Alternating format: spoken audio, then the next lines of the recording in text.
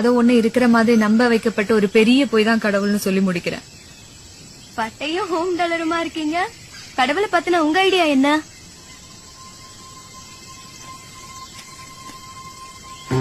கடவுள் பத்தி ஒவ்வொருத்தருக்கும் ஒவ்வொரு புரிதல் இருக்கும். என்னோட புரிதல்ல இருந்து வேணா ஒண்ணு சொல்றேன், உங்களுக்கு புரியுதான்னு பாருங்க.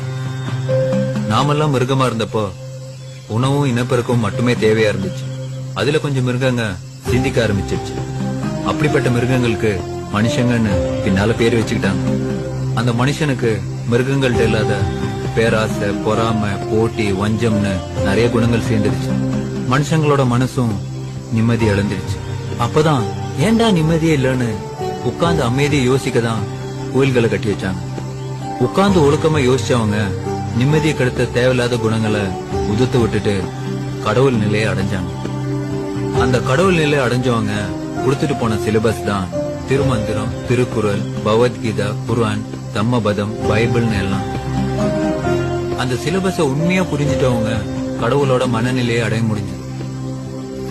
இப்ப நீங்க ப்ரூஸ்லி ஆகணும்னா ப்ரூஸ்லி மாதிரி டெய்லி பயிற்சி பண்ணீங்கன்னா ஒரு நாள் நீங்க ப்ரூஸ்லி ஆயிட முடியும். சும்மா போட்டோ வச்சு தொட்டு கும்பிட்டு தீபாராதனை காட்டினீங்கன்னா நீங்க ப்ரூஸ்லி ஆயிட முடியாது இல்லையா?